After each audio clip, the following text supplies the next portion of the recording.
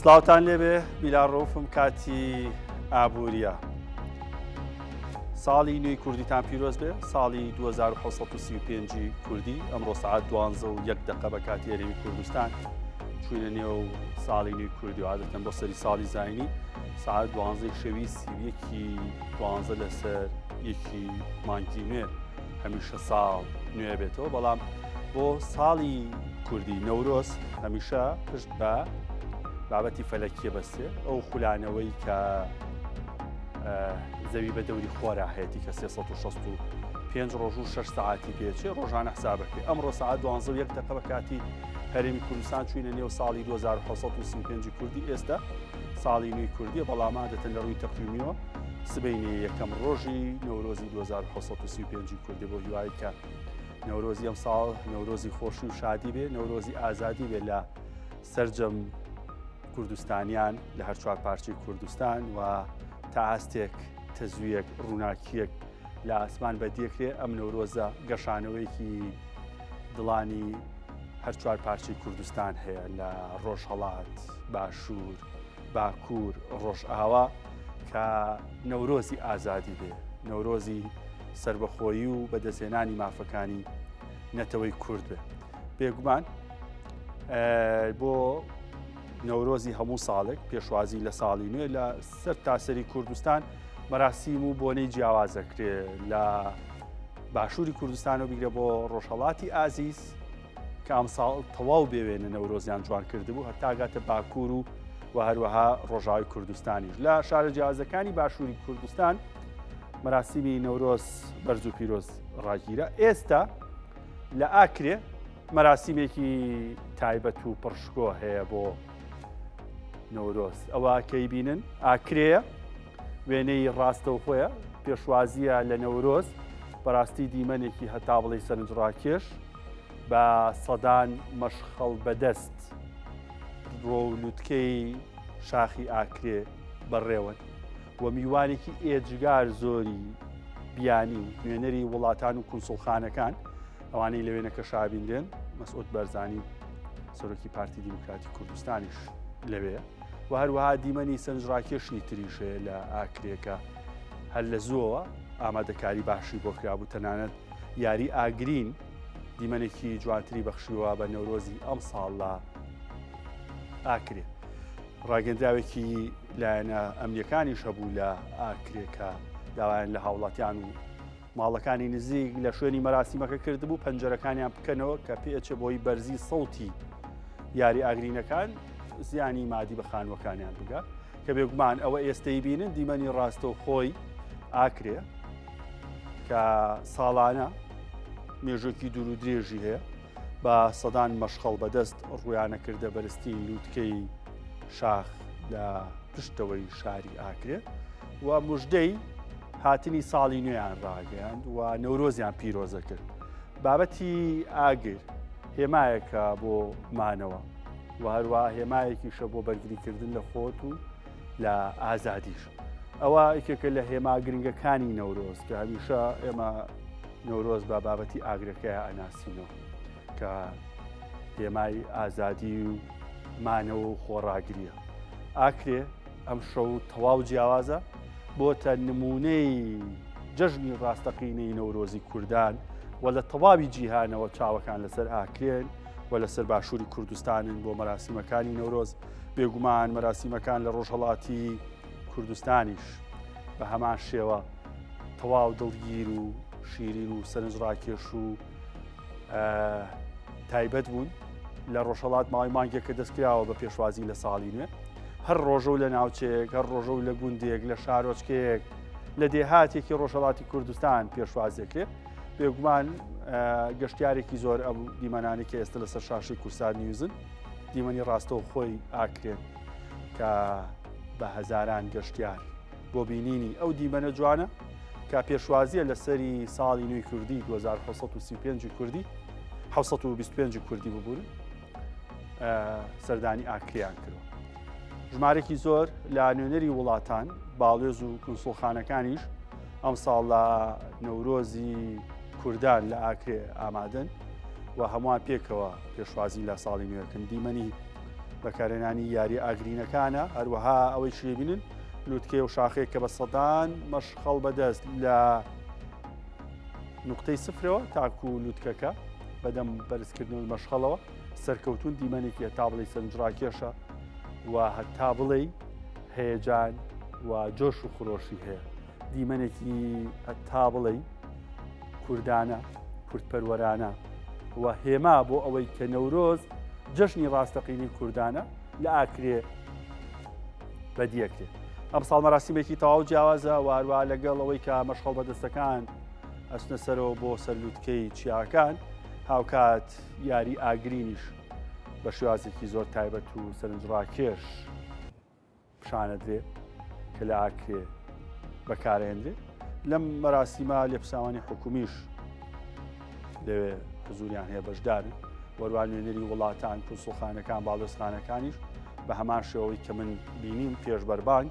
ژمارێکی زۆر لە باڵێزەکان لە عێراق کە لە بەغداوە هاتوون بۆ هەرێمی کوردستان ئێستا لە ئاکرێن بینەری سات بە ساتی دەستپێکی ساڵی نوێی کوردین و بینەری ئەو دیمەنە جوانن کە ئاکرێت چەندین ساڵە پێیان ناسرێتەوە ئەم دیمەنانە چەندین ساڵە ئاکرێ مێژووکی دوورودێژیە کە ئیکەن و ماوەی چەند ساڵێکیشە بۆتە جێی سەرنجی میدیا جیهانیەکان لە ساڵانی ڕابردووە زۆربەی زۆری میدیا جیهانیەکان لە کاتی نەورۆز باسکردنی نەورۆز دیمەنی ئاکرێ بەکارێنن کە ئەوش سەلمێنەری ئەوەیە نەورۆزی کوردانە بێگومان چوونە نێو ساڵی کوردی یاخۆت نەورۆز لە بەشێکی زۆر لە وڵاتان مەراسیمی تایبەتی بۆ کردوە سەری ساڵیانە لە ئێران لە ئەفغانستان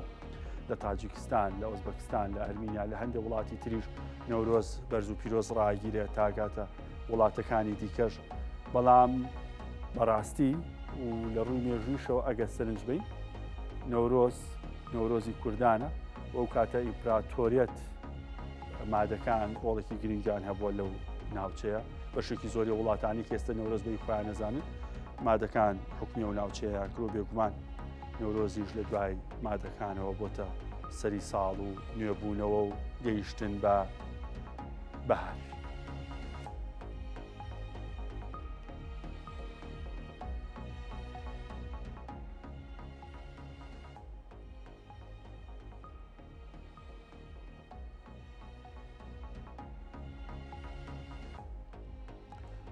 جا بۆ نەورۆز ژمارەی زۆر گەشتیار سەردانی باشووری کوردستانەکەن سەردانی ناوچە جیاوازەکانی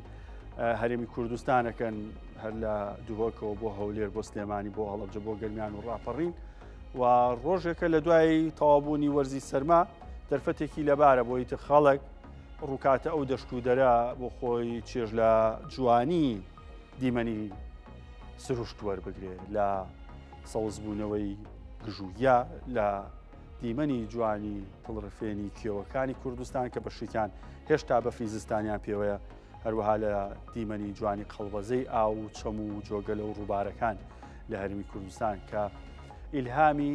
دەیان بەیتە شێعری دەیان دێڕە شێعری شاعیرانی گەورەی گەلەکەمان بوون لە ڕابردووە.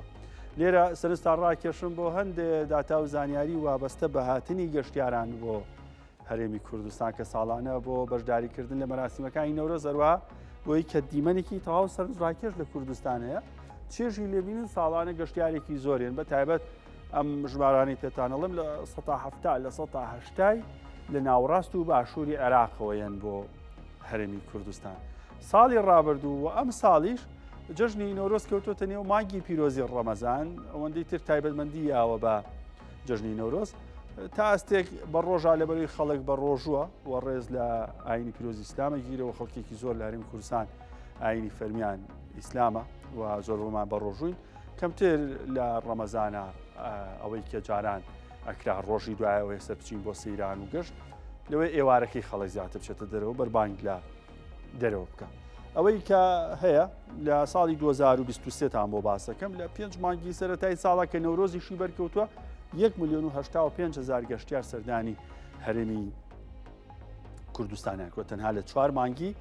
2023 واتە مانگی 1 و 2 3 و 4 کە بێگومان و کا جەژنی ڕەمەزانیش کەوتۆتە نێو مانگانە و بۆ جەژنی ڕەمەزانیش خەڵکێکی زۆر گەشتیارێکی زۆر سەردانی هەرێمی کوردستانەکە نەروە لەبەرەوەی پشوویەکی باشش لە عێراقەیە لە ناوڕاست و باشووڕە خەڵکێکی زۆر بە سەردان یەن بۆ هەرێمی کوردستان لە ساڵی 2024 باجارە 2024 پێ بڵم هەر چوارمانگی سەرەتا 1,700,000 گەشتیار سەردانی هەرێمی کوردستانیان کردە ساڵی ڕابردوو لە چوارمانگی یەکەمە بۆ ئەم ساڵ تەنها بۆ نەورۆز دەستەی گەشت و گوزاری هەرێمی کوردستانەڵێ 200,000 گەشتیار پێشبینیەکەین بەس بۆ نەورۆز سەردانی هەرێمی کوردستان بکە و هەروەها بۆ سەری ساڵی 2025 200,000 گەشتیار سەردانیانکەوەتەمە جارێک 400 هەیە بۆ ڕۆژەکانی تر لە ماوەیەکی گوزەراوە یاخود ئەگەر 4 مانگەکە حساب بکەین جژنی ڕەمەزانیش لە ڕێیە کە زیاتر بیرم نەچێەوە بڵم هەم هۆتێل و مۆتێلەکان شوێنە گەشتیارەکان خۆیان بۆ جژنی ڕەمەزان ئامادە کردووەکە قەرەباڵخێکی زۆر هەبێ جا ئەگەری هەیە کەمێکی تریش لەگەڵ بەڕێبەری گەشت و گوزاری دوکانیش لەسەر کەپرەکانی دوکان قسە بکەین زانین خەڵک بۆ بەیانی گرتوون ئەوەی کە پێوتە حیجز کراوە ساڵان نرخێکی خەیاڵی تۆمارکە گەشتە 100,000 $100 زیاتر لەبەرەوەی بۆ یەکەم ڕۆژی نەورۆز خەڵک حەزی کرد سەردانێکی قەشقۆڵی بکەن جا لە سلێمانی ئەمە نەک لە هەموو کوردستان هەر چوار پارچە یاخودەوە تایبەتمەندیەک هەیە بۆ نەورۆز یەکەم ڕۆژ کە کۆتا ڕۆژی ساڵی ڕابردوو پێشوازی ساڵی نوێ کرێت خەڵک جلی کوردیە کاتە بەری و لەسەر شەقامەکان ئەگەڕێن ڕسمی یادگاریەگرن بۆ پیرۆزبایی نەورۆز لە یەکترەکەن ڕۆژی دواتر لە سلێمانی ئەگەر بەشێکی زۆری هاوڵاتیان نەچن بۆ دوکان بە نەورۆزی نازانن ئەم ساڵ کەوتۆتە نێومانگی پیرۆزی ڕەمەزان هەمووی خۆی ئامادە کردووە لە جەژنە ئەو کاتە حەقی جژنی نەورۆزی شکەنەوە کە بێگومان تایبەتمەندی خۆی هەیە دوای 30 ڕۆژ یاخود 29 ڕۆژ بە ڕۆژێتی ئەو کاتە چێژێکی تایبەتی هەیە لە دوکانیان لە هەر ناوچەیەکی کوردستان جژنی ڕەمەزان و هاتنی بەهاریش لەگەڵ یا پیرۆز بکرێت ئەمە سەبارەت بە هاتنی گەشتیاران کە ساڵانە دەرفەتێکی باشە بۆ هاتنی گەشتیاران لە نەورۆزە سەبارەت بە ڕۆژهەڵاتی کوردستان یاخود ئێران کە سەری ساڵی ئێرانەکە ئەبێ بە 1404 ئێستا لە ئێران 1403 ئەمڕۆ کۆتا ڕۆژە سبەینێ یەکی 1404 شەمسی کۆچی کە ساڵێکی تایبەتە بە کۆچی بەڵام لەسەر پێوەری خۆر سوڕانەی زەوی بە دەوری خۆرە هەژمارەکەی نەک بە شێوازە عەرەبیەکەی کۆچی قەمەریە حسابی پڕبوونی مانگ و سفربوونەوەی مانگەکەی لە ئێران ساڵانە خەڵک بۆ نەورۆز زۆر خۆیان ئامادەکەن بۆ ساڵی نوێیان بۆ پێشوازی لە ساڵی نوێ و لە مانگێک پێشەوە دەسەکەن بە کڕینی پێداویستەکانیان تازەکردنەوەی پێداویستی ناوماڵیان کەلوپەلەکانیان ڕاخر قەنەفە وارووا پەردە تەنانەت جلوبەرگ وە خواردنی زۆر تایبەتیشیان بۆ یەکەم ڕۆژی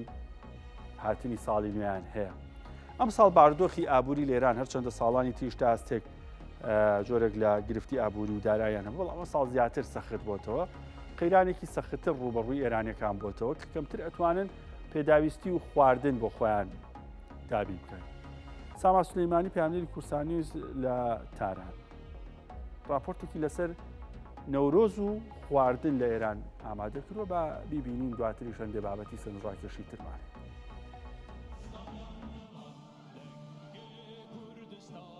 نەورۆز لای ئێرانیەکان گرنگترین بۆنەی ساڵە کە بە گڕوتینەوە خۆیانی بۆ ئامادە ئەکەن بەڵام نەورۆزی ئەمساڵ جیاوازیەکی بەرچاو و گەورەی لەگەڵ نەورۆزەکانی ساڵانی ڕابردوو هەیە.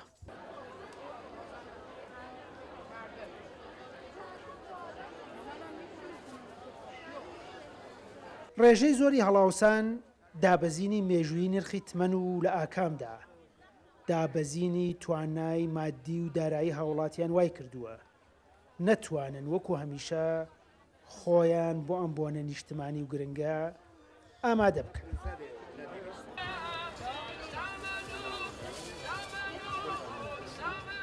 لە ئێران هاوڵاتیان هاوکات کە سفرەی حوسین ئامادە ئەکەن بە کڕینی جلوبەرگی نوێ و تەنانەت نوێکردنەوەی بەشێک لە کەلوپەلی ناوماڵ و هەروەها سەفەرکردن خۆیان بۆ ساڵی نوێ ئامادە ئەکەن بەڵام ئەم ساڵ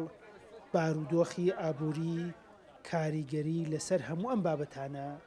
داناوە. سفرهایی که میرفتیم خب امسال نرفتیم نمیتونیم. پێشتر و لە ساڵانی ڕابردوو سەفەرمان ئەکرد کە ئەم ساڵ بەڕاستی لەبەر تێچوو پێمان ناکرێت. هەروە ئەم ساڵ نەمانتوانیوە تەنانەت سابی سوێندی ساڵانی ڕابردوو بازاڕی بکەین. بارودۆخی ئابووری بەڕاستی کاریگەری لەسەر هەموو ژیانمان داناوە. ڕێژەی زۆری هەڵاوسان و گرانی بەڕاستی کاریگەری زۆری داناوە. من بۆ خۆم و مێردەکەم دوو کەسین. هەردووکشمان ئیش ئەکەین زۆر زەحمەتە و ناتوانین فریای ژیان بکەوین. جا بزان ئەو بنەماڵانەی کە تەنها یەک کەسیان ئیش دەکات دووسێ منداڵیشی هەیە چۆن پێیان ئەکرێت. شاغلم هستیم نمیتونیم برسونیم وای به حال کارگرایی که یه نفر کار میکنن و چند تا بچه دارن.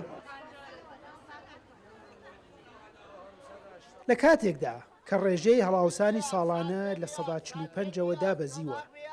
بۆ لە 135 بەڵام دابەزینی لە 160 نرخی تمەن لە ماوەی کەمتر لە 6 مانگدا و هەروەها ڕوونەبوونی چارەنووسی ڕێکەوتنی سیاسی و هەڕەشەکانی ئەمریکا بۆ سەپاندنی گەماروی زیاتر وای کردووە بازاڕەکان لە حاڵەتێکی دژواردا بن و خەڵکیش توانای مامەڵە و بازارکردنی نەبێت. دوکاندارانیش ئەڵێن نرخەکان لە چاو ساڵی ڕابردوو لە 150 بۆ 60 بەرز بووەتەوە و بە هەمان ڕێژەش فرۆشیان دابەزیوە. وەزیەتە جۆمەر و بەڕاستی ئامارم پێ نییە بەڵام ئەوەی من ئەیبینم ئەوەیە کە سفرەی خەڵک زۆر بچووک بووتەوە. ژیانیان لە چاو جاران زۆر هەژارانەترە. بەڕاستی بارودۆخێکی زۆر دژوارە و نازانین ئەم دۆخە قورسەی ئابووری کەی کۆتایی دێت. بارش داشته باشم ندارم. ئەتوانین بڵین ئەمساڵ یەکەم ساڵە کە بەپێی ئامارە فەرمیەکان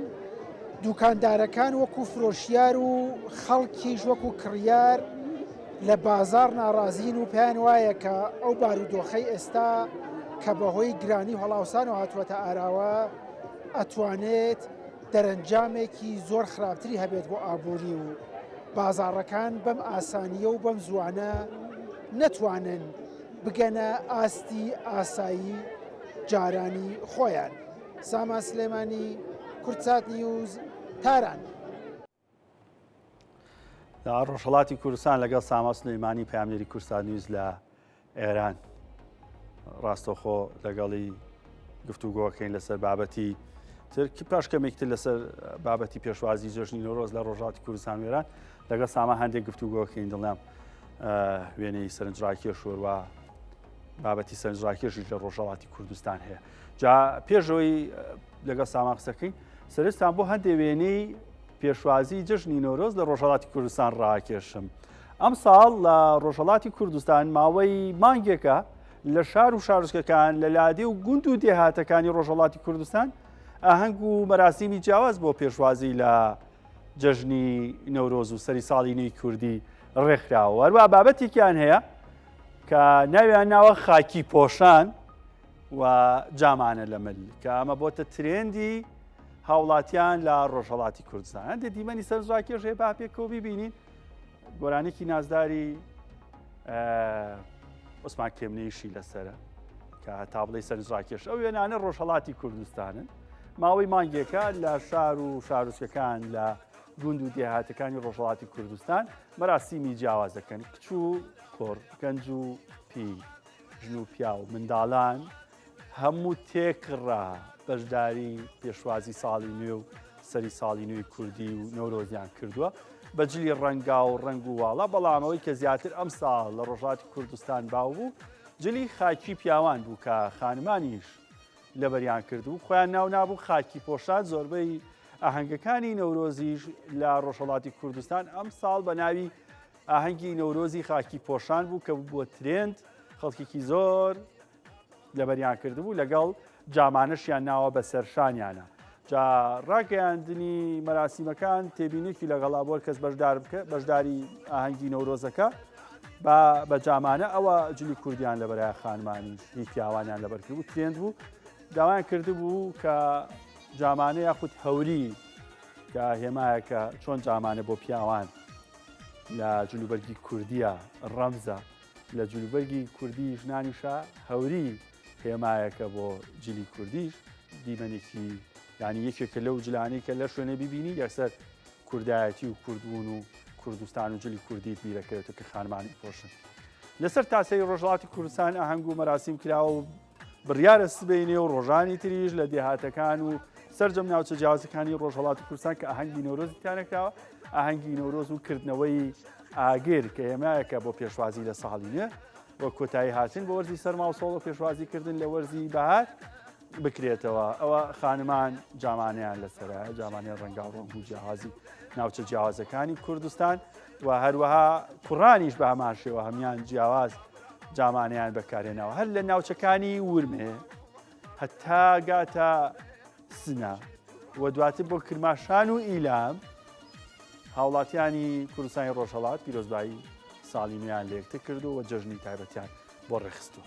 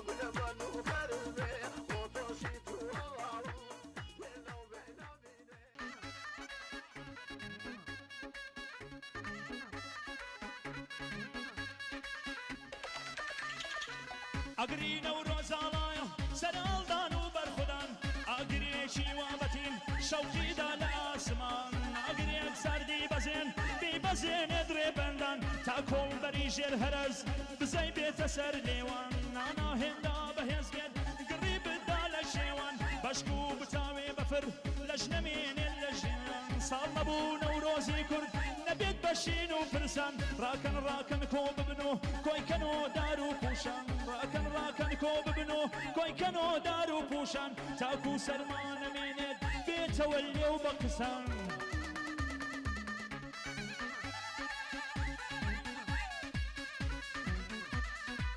ئەگری نەورۆزاڵایە هیمایەشی خوازیە کیژ و کوڕانی وڵات نەورۆز کاتی شادیە دەست و پەنجەی یەک بگرن ڕاوتی کوردەواریە نەورۆز جەژنی سەرکەوتن دیاکۆ خونکاریە یەکیەتی و یەک ڕێزیمان وەکو داواکاریە بابەز بێت برا کوژی فڕێی دەیچینایەتی ئاشتی و پێکەوە ژیان بنکەی مرۆڤایەتی بەشک و ئاگر گڕیدا ئەو وێنانە بینیتان وێنی ناوچە جیاوازەکانی ڕۆژهەڵاتی کوردستان بوو کە بەشێک لە ئەنکان هەتا چاو بڕکە خەڵک بوو دەرزیت هەڵبایە ناکەوتە ئەرز هەر شان بوو ئەجوڵا هەمووی خاکی پۆشان بوون لەگەڵ جامانە لە ملی گەنجانی خوێنگەرمی ڕۆژهەڵاتی کوردستان لەگەڵ ساما سولەیمانی پەیامنێری کورسار نیوز لە ڕۆژهەڵاتی کوردستان لەسەر بابەتی پێشوازی لە ساڵی نوێ گفتوگۆکەم ساما سڵاو لێبێ پێشوازی ئەم ساڵی ڕۆژهەڵاتی کوردستان و هاوڵاتیان ناوچە جیاوازەکان لە ئێران چۆن بوو و مەراسیمەکان تا ئەستێک قەرەباڵخی و جۆش و خرۆشێکی پێوە دیار بوو هۆکاری ئەمە چییە ئەم جۆش و خرۆشە لە نێو گەنجان لە شارە جیاوازەکان لە سنە لە ناوچە جیاوازەکانی تر چییە؟ بیلال سڵاوت لێبێ نەورۆزت پیرۆز بێ لە بەتەوە بە بینەرانمان پیرۆزبایی نەورۆزەڵێم و هیوادارم کە ساڵێکی پڕ لە خۆشی و گەیشتن بە دەستکەوت و ئاواتەکان بێ بۆ هەموو لایە ڕاستیەکەی ئەوەیە کە تا ئەتوانم بڵێم 10 ساڵ پێش ئێستا ئەگەر ئەهات و یادی نەورۆز ئەکرایەوە تەنها لە یەک دوو شاری ڕۆژهەڵات ئەو یادە بۆ شێوەی کە ئەمڕۆ لە هەموو شوێنێک ئەیبینین ئەبینراو ئەکرایەوە کە خودی ئەو شوێنانە ئەتوانم بڵێم تا چەند ساڵەوە پێش بوون بە هێماوە تقریبا لە زۆر لە شوێنەکانی تریشەوە خەڵک ڕویان تێکرد یا لە شارەکانی تەواچوونە ئەو شوێنێکە تایبەت و بە شارێکی تر لە ڕاستیە بەڵام لە ساڵانی ڕابردووە تا ڕادەیەکەم بابەتە پەرەیسەندووە و بە تایبەت ئەم ساڵ کە زۆر جیاواز بووە تقریبا هەروە کە تۆ ئاماژەت بەدا لە نزیکە 1 مانگ پێش ئێستەوە هەر شارە و پلان و بەرنامەی خۆی دانابوو هەفتانە دووسێ شات بەرنامەی نەورۆزیان نەکرد تا ئەمڕۆژ بەردەوام بووە بە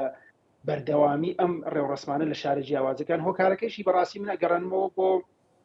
دوو بابەتێکی خودی بابەتی ناوخۆیی کوردستانە و ڕووداوانەی کە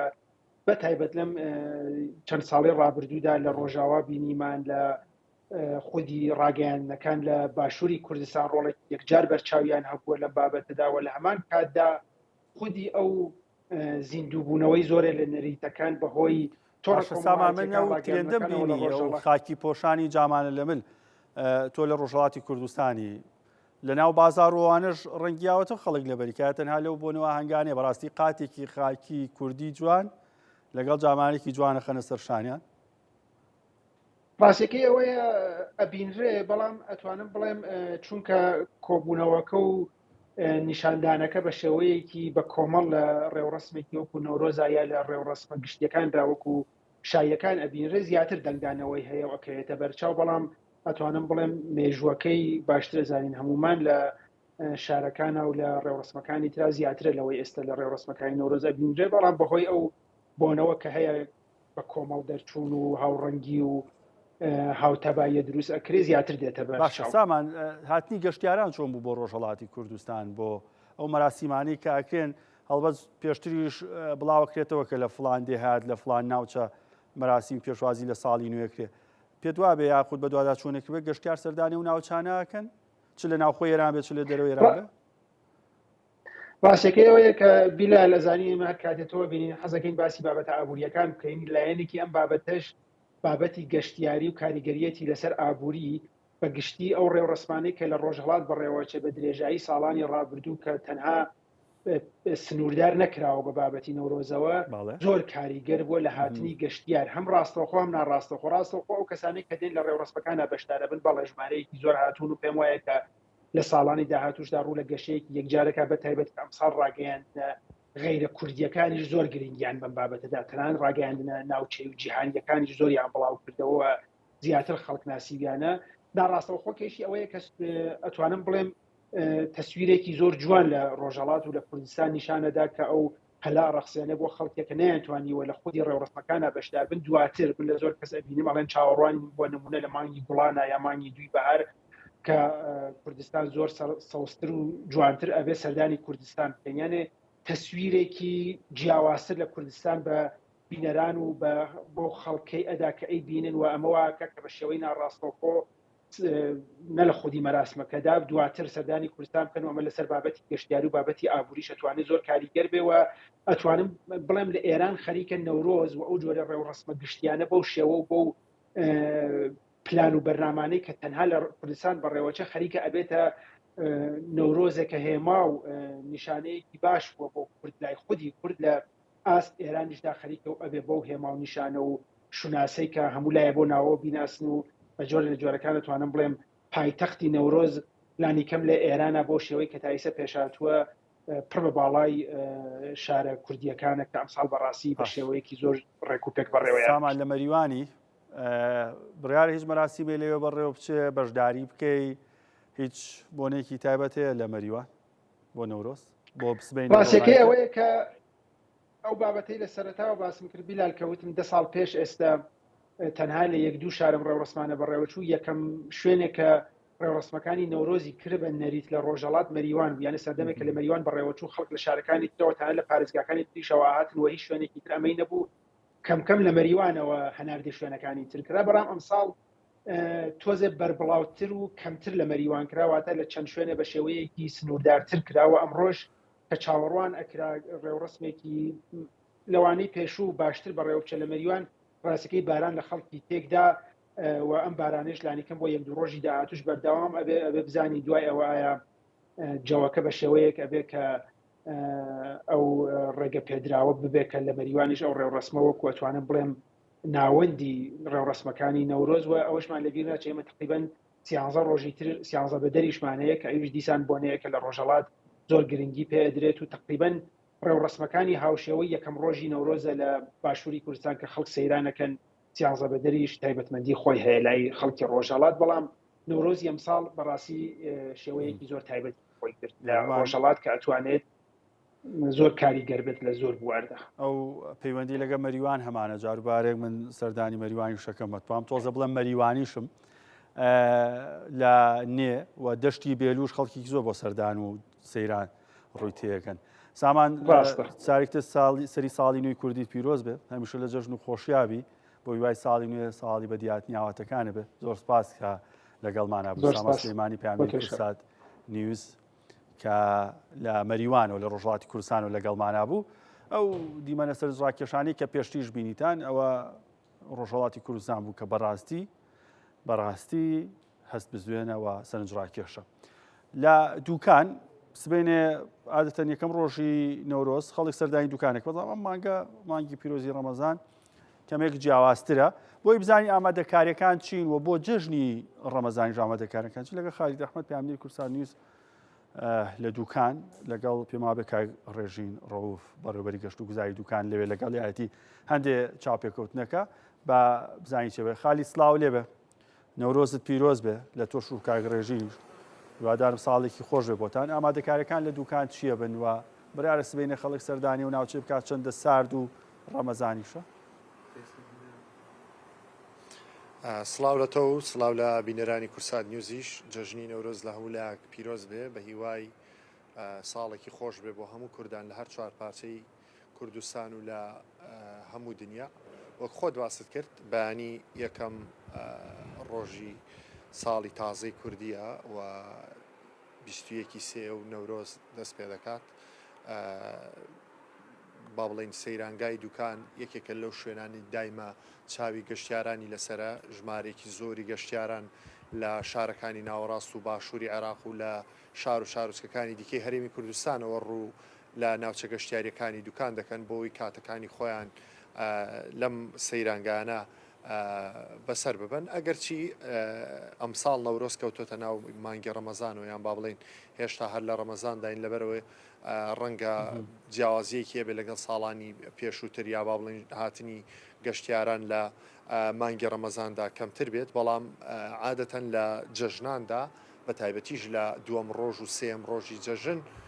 ژمارێکی یەزگار زۆری گەشتیاران وەکو باسم کرد هەم لە پارێزگاکانی ناوەڕاست و باشووری عێراق هەم لە شار و شارۆچکەکانی هەرێمی کوردستانیش ڕوو لەم سەیرانگایانە و لە دوکان دەکەن و ساڵانەش باوڵین گەشت و گوزاری دوکان ئامادەکاری خۆی دەکات بۆ پێشوازیکردن لە گەشتیاران بەڕێوەبەراتی گەشت و گوزاری دوکان هەموو ساڵێک بەر لە هاتنی با بڵین ئەو ژمارە زۆرەی گەشتیار کە دێن ئامادەکاری باش دەکەن و هەموو کەپر و کابینە و پرۆژە و شوێنە گەشتیاریەکان لە پێشوازی گەشتیاراندا دەبن بە شێوازێکی جوان و ئەوە بەڕێک و پێکی پێشوازی لە گەشتیاران دەکەن بۆی گەشتیاران لێرە بە خۆشی کاتەکانی خۆیان بەسەر ببن. ئێمە لە سەیرانگای قەشقۆڵین لە دوکان لەگەڵ کاگ ڕێژین ڕەوف بەڕێبەری گەشت و گوزاری دوکان قسە دەکەم سەبارەت بە ئامادەکاریەکان و پێشوازیکردنیان لە گەشتیاران. کاگ ڕێژین سوپاس بۆ ئامادەبوونت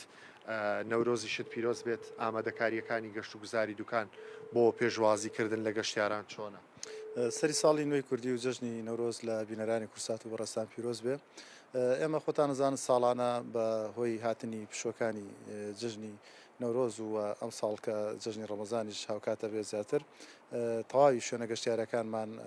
ئاگادارەکەینەوە کە لە سەرەتای ساڵەوە دەست بە تەواوی ئامادەکاریەکانیان بکەن بۆ بابەتی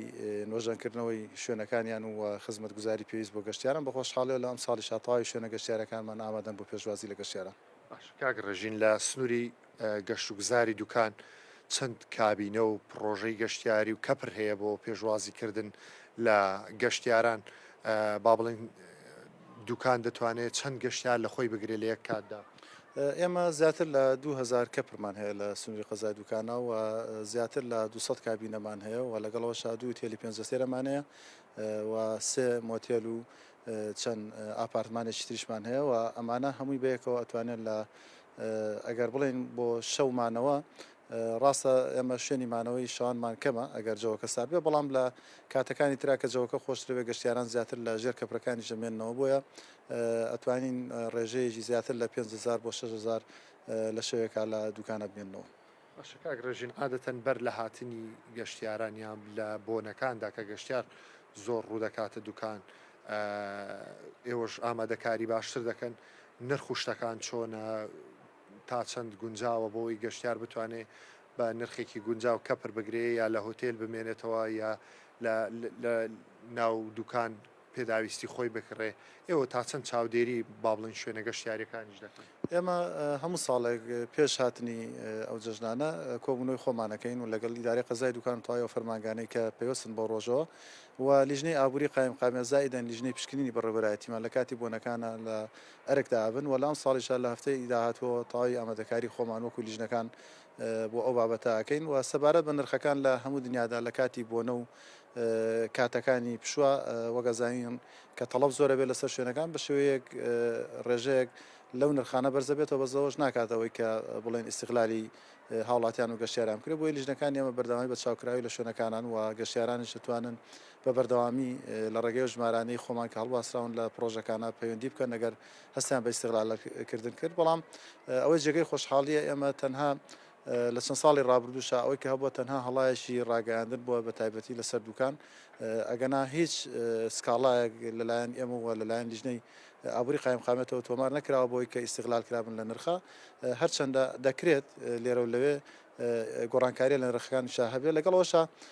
بەڕێستان پێم خۆشە لە ڕۆژانی داهاتووە شوێنە گەشتیارەکانی دوکان بەورتر بەرنامەیەکی لەسەر بکەن و کابینەکان وانەی کە شوێنی مانەوەن بۆی گەشتیار زیاتر ئاشنا بێ بە ئەمانەوە بە نرخەکانیش. باشە کاک ڕێژین جگەلەوانەی نەو شوێنە گەشتیاریانیان لە پرۆژانی کە کەوتونەتە سەر ئاوی دەریاچەی دوکان کۆمەڵک ناوچەی گەشتیاری دیکەی هەیە ئامادەکاریەکان لەو شوێنانە چۆنە بۆ پێشوازیکردن لە گەشتیاران ئەوەی جێگەی خۆشحاڵی ئەمە ساڵانش ئاماژەمان بۆ داوە گەشتیار شەر نییە لە یەکەم ڕۆژی نەورۆز یاخود ئەم ساڵ و ساڵی ڕابردووش کە جژنی ڕەمەزانی پیرۆز زیاتر جژنی نەورۆز و ڕەمەزانەکە گەشتیاران کرد بە یەک لە ئەم ساڵی شاهروە بێت لە دوم ڕۆژەوە قەرەباڵغێشی زۆر لەسەر دوکانە بێ گەشتیاران لە هەر شوێنێک کە ئەگەنە دوکان پێشەوەی بگەنە دوکان لە هەر شوێنێ لا بدەن دیمەنێکی سەرنجڕاکێش و شوێنی سەرنجڕاکێشە بۆ گەشتەکانیان و جگەلەوە دارستانی دوکان سەر دەریاچەی دوکان و جگە لەوانەژ ئێمە چەندی سەیرانگای ترمان هەیە وەکو سەیرانگای زێوێ و چەمی ڕەزان و سەرچاوی تابین و سەیرانگای مێرگەپان و هەڵەدن سەرگەڵ و گەشتیارانەتان لەوانەش سوودمەند بن بەڵام ئەوەی کە هەیە وەک نەریتێکی لێ هاتووە گەشتیاران زیاتر ئەبێ لە یەکەم ڕۆژی نەورۆزە سەردانی دوکان بکەن بەڵام ئێستا بەهۆی مانگی ڕەمەزانی پیرۆزەوە وەکوتم ڕەنگە لە دووەم ڕۆژی جژنی ڕەمەزانی پیرۆزەوە گەشتیاران ڕووبکەنە قەزای دوکان. زۆر سپاس کاک ڕێژین ڕۆفکە لەگەڵمان بووی بیلال دیارە وەکو کاک ڕێژین ئاماژەی بۆ کرد بە تەواوی ئامادەکاریەکان کردووە بۆ پێشوازیکردن لە هاتنی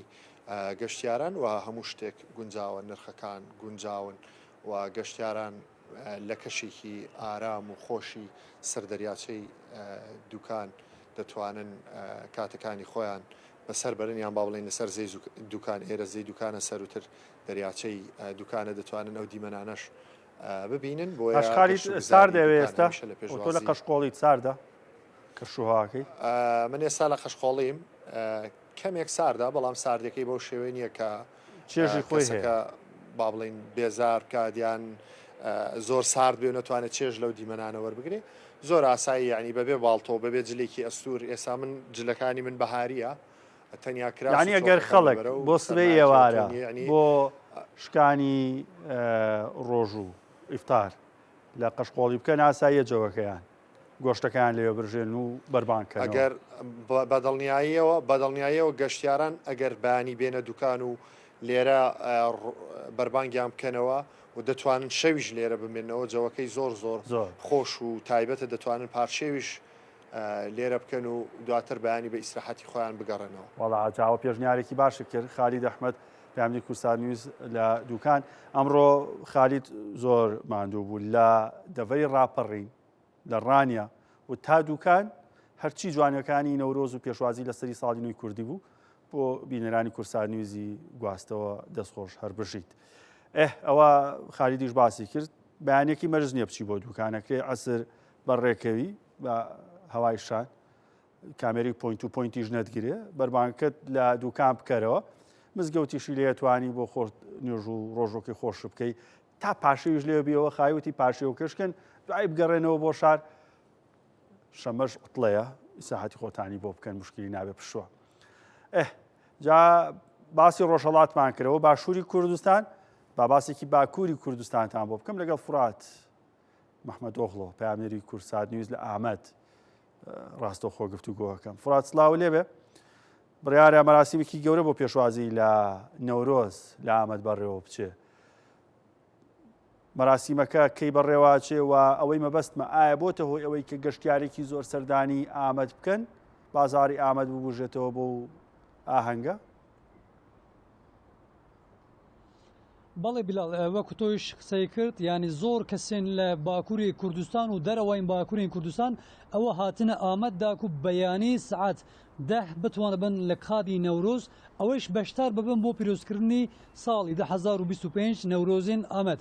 بەیانی سعات ده بە فەرمی دەست پێکە بەڵام وەلاتیان لە سعات 7 دەڕۆن ئەو قات لەبەرکو زۆر خەبسە بە و قەلەباڵخە بە لە ده بەیانی دەست پێکە قسەین ئەوەن و بەرنامەین سیاسی و حتا چاریش بەردەوامەکەن لەبەرکو ئەم ساڵ مانگی ڕەمەزانە و هەروە ڕۆژیە لەبەرەوە بەرنامە لە سعات 4 تەواو دەبە و لە کۆتایی چاریش ئەو وەلاتیان داکو بتوانە بن باوایەکی ئاسانی بڕۆین ماڵی خۆدا بۆ فتاری بۆ نان خواردن بیلال ئەتوانم پێی بڵێم کو بەیانی لە ناوەندی دەم پارتین ئامەد منیش چوو ئەو دەستوری خوین بۆ نەورۆز وەرگرتم و ئاکرێدیتاسیۆنین ئێمە لە ئەو زانیاریان 629 ڕۆژنامەنووسên تورکیا و باکووری کوردستان و لە دەرەوەین وڵات ئەوە سەردانکردنە داکو نەورۆز ئاهەنگ و جۆشی نەورۆز ئەوەش بتوانە بن بشۆپینن و هەوا ریکۆرد بکەن زۆر سیاستمەدار و ڕەوشەمبیر و هونەرمەندیش بانگیشکردنە و ئەوەیش دێنە ئامەد دا بۆ پیرۆزکردنی جەژنی نەورۆز هەروە زۆر 5 هونەرمەندە هەنە وەکو ئایفەر دوزداش و هەروە زۆر ڕەوشان و هونەرمەندین کورد ئەوەیش بەشدار دەبن بۆ ئاهەنگ و خۆشی نەورۆز بەڵام ئەم ساڵیش وەکو ساڵین بۆرین زۆربەین نەورۆزین ئامەد ئەم ساڵیش بە نامە و بابەتین سیاسی و بە قسەکردن بەردەوامەکە چاوەڕێنەکو بە ڤیدیۆی سەرۆکین پەکێکی عەبدوڵڵا ئۆجەڵان بەڵاو ببە و هەروە چاوەڕێنەکو نامەیەک ئانیش پەیامێکی لە حکوومەتین تورکیا یعنی سەرۆکۆمار ئەردوغان و حکوومەتین ئاک پارتیش پەیامێک بەڵاو بە باندۆرێکی گەورە نەورۆزین ئامەد لە پیاسەیشەکە چونکە وەکو گەشتیاریە وەکو زۆر کەس دێنە ئێرە هۆتێل و خواردنگە و هاتون و چوونیش باندۆرێکی گەورەکە ئێستا میوانم هەیە میوانم ئەندامی ژووری بازرگانین ئامەدە بەڕێز ئۆزگور محەممەدۆڵو هەم لە بابەتین بازرگانین بە باندۆری نەورۆز هەمیش ڕەوشە ئاوارتەین یێ پیاسەیە تورکیا پارەین تورکی و بەرامبەری دۆلار و یورۆ تۆزە قسەکە نرخ چۆنە باسی لەوە کردوتی هۆتێل و ڕێستۆران شتێ دوای میوانەکەت پێم بڵێ نرخوشتی چۆنە لەگە میوانەکەت کەرم کە فەرموو بیلال بەڵێ بیلال بەڵێ بیلال سەرچ ئەز ناوەگەرم گەلتە بەخێراتی وەشەنەمە بەڕێز ئۆزگور محەممەدۆڵو باندۆرە نەورۆزی گەلێکە هەروەش بوونە ئابوووریان ئامەدێژی هۆتێل تژی دەبن ڕێستۆران تژی دەبن من دەخوازم بینن چی بینە زماش بوونا نەورۆزێ دەستپێکێدا ئەم بێژن نەورۆزە هەموو گەلان پیرۆز بە دەسەریدا گەلێ کورد ji bo ku sibê herî xala dawiyê fînala wî wêl Amedê were kirin de hefteye li Bakurê Kurdistan Başûr Rojhelat Rojava û li hemû deverê dinyayê Newroz dihate pîrozkirin sibê jî fînala wî ye em jî çavderî dikin ku di fînalê da li qada Newroza Amedê bi girseyîkî 2 milyon û 3 milyon welatî kom bibin lê tenê eviyan nayê wî watê kosa bi hêjmarekî bi girsehî welatî tenê herin werin wateyekî wî heye ji ber ku Bakurê Kurdistan da li Tirkiyê nihat navbera vekekê o di dewleta Türk da ji bo aşîtîkî mayînde niha çûnhatin heye levhatinekî heye em hêvîdarin ku sibê li qada Newrozê jî axaftinê siyasî wê wernekirin hinekî daxuyanî wê wernedayînê bi gerra were parvekirin ji vir heftekî di hefte berê wek birêz Dewlet Bahçelî ku wî jî hanî ziman wek Serokkomar Erdogan wî jî hanî ziman îro jî dîsa dubare kirin ku Bahçelî dibêje ku bira PKK kongreya xwe bi lez û bez amade bike çê bike biryarekî bide ji bo ku di mehê 4 Nîsanê da em wexta ku em Xidir Ellez jê ra dibêjin ew jî li Malazgîrê wê festîvalekî were li dar xistin dixwazin di wê derê da viya eşkere bikin چاودێری ئەوان ئەبە داخوازی ئەوان ژیژ پێکێکی ئەبە کو دەمێکی نێزدا ڤیا بلەز و بەس چارەسەر بکەن ji bo welatiya ji bo geşt û guzariyê jî welatiyê me kul dervay welat dijîn li Ewropayê dijîn gerek Kurd û gerek dostê Kurda gerek jî hinek welatiyê dina tev jî hatine Amedê serê sê çar rojaye ji bo geşt û guzariyê ji bo pîrozbahiya Newrozê hatine li bajarê me Amedê ev jî ji bo demekî Kurd û nêz be jî ji bo aboriyê ji danû standinê ra jî ji bo çûnhatinê ra jî tiştekî baş e em hêvî dikin ku ev êdina bi xura aşîtîkî mayînde bîne ku êdina di asta herî jor da festîvalekî bi coşekî mezin bi hemû mileta ra bi hemû welata ra li Amedê were pîroz kirin ji ber ku Amed her wiha di her dilê Kurdekî da cîkî giring e. Gelek spas bû geştebûnê. Spas xweş. Bilal bihîstî endamê jûra bazirganiya Amedê dibêje ku Newrozan Amedê bo geştiyarî jî gelek beşdarbûnekî mezin çêdibe û bandora xwe li aborî jî dikin. باشە فڕات پرسیاری ئەوم کرد کەسێک بێ بۆ ئامەد تێچووی چەنە بە هۆتێل و بە ڕێستۆرانت و ناخواردن بۆ شەو ڕۆژیانی شەوێک هۆتێل بای چەنە گە بە لیرەی تورکیش بیڵی کێشەمان نییە ژەمێ نان خواردنی ئاسایی بای چەند لیرەیە مخابن بداخوا yani zor gram biya nirxên xwaردin û vexwarin û mayînên hotelan li Tirkiye êsta yek kesek katî biçe xwardinekî besît bixwe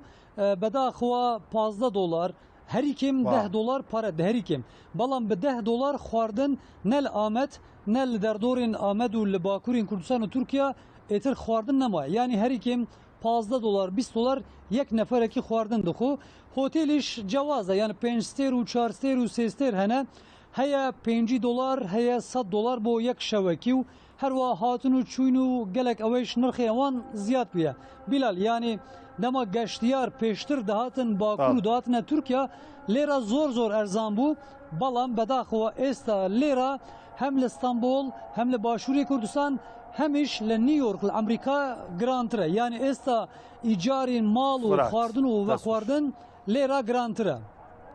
Furat Mehmedoglu peyamnêrî Kurdistan News li Amed herbijît berçavronekî başiyane lêser pêşwazî cejnî Newroz li Amed ke biryare berrew çi geştyarek zor tûn tenha 620 ziyatî li 620 rojnamenûs li derê Amed çûn boî Rûmalî merasîmî pêşwazî li cejnî Newroz li Amed bikin ئەوەی تە بە هەزاران گەشتیاری سەردانی ئامەدیان کردووە باسی تێچووشی کرد تاستی تورکیا بەدەست قەیرانی هەڵاوسانەوە ئەناڵێنێ لە کاتی ڕاستۆخکشە لە کۆتاییە بانگی ئیشا بوو لە ئامەد کە گوێمانێ بۆ هیوایی کە ئابوووریکی باشتان هەبێ و هەمیشە لە جەژن و خۆشیابن جارێکی دیکە جەژنی نەورۆزی 2725 کوردیتان پیرۆست